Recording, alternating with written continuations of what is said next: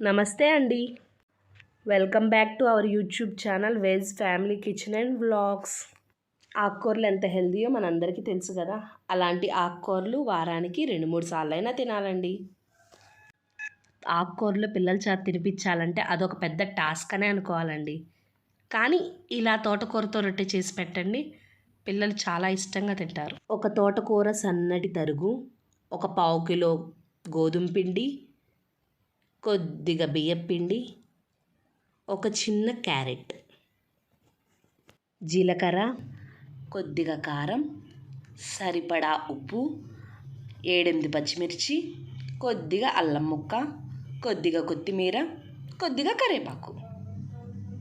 ఒక మిక్సీ జార్లో పచ్చిమిర్చి, చిన్న అల్లం ముక్క, కరివేపాకు, జీలకర్ర, సరిపడా ఉప్పు వేసి గ్రైండ్ చేయాలి.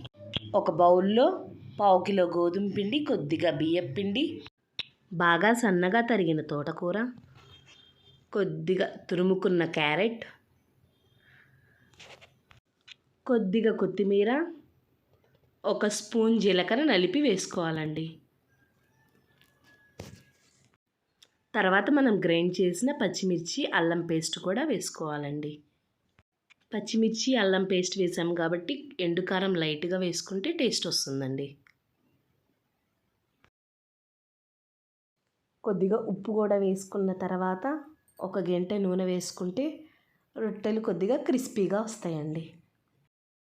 మనం వేసుకున్న తోటకూర, క్యారెట్, పచ్చిమిరపకాయ కారం మొత్తం కలిసేటట్టు గోధుమ పిండిలో కలపాలండి. దీంట్లో ఎక్కువ క్వాంటిటీలో తోటకూర వేసాం కాబట్టి పిల్లలకు కూడా చాలా హెల్దీ అండి. డైట్ చేసే వాళ్ళకు కూడా ఇది బెస్ట్ రెసిపీ అని చెప్పచ్చండి. మనం కలుపుకుంటున్న తోటకూర రొట్టె పిండి మామూలు రొట్టె పిండి కన్నా కొద్దిగా లూజ్గా ఉండాలండి. లూజ్గా కలుపుకున్న తర్వాత ఒక అరగంట సేపు నాననివ్వాలి.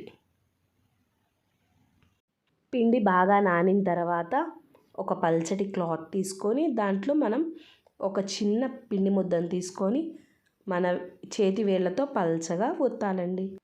రొట్టె ఎంత పల్చగా ఉంటే అంత క్రిస్పీగా ఉంటుందండి. రొట్టెని పల్చగా చేసుకున్న తర్వాత స్టవ్ మీద పెనం పెట్టి కొద్దిగా కాలనివ్వాలి. కొద్దిగా ఆయిల్ వేసి ఆయిల్ కొద్దిగా కాగిన తర్వాత మనం చేసుకున్న రొట్టెని పెనం మీద వేయాలండి. పెనం మీద వేసిన తర్వాత కొద్దిగా కాలినాక వెనక్కి తిప్పాలి. ఈ రొట్టెని లో ఫ్లేమ్లోనే వేయించాలి. అలా వేయించితేనే లోపల నుంచి బాగా కాలి క్రిస్పీగా ఉండిద్ది రొట్టె. అంతేనండి, ఎంతో టేస్టీ క్రిస్పీ అయిన తోటకూర రొట్టె రెడీ. ఈ రెసిపీ ఒకసారి ట్రై చేసి ఎలా ఉందో కామెంట్ చేయండి. ఈ వీడియో మీకు నచ్చినట్లయితే please like, share and subscribe our channel అండి.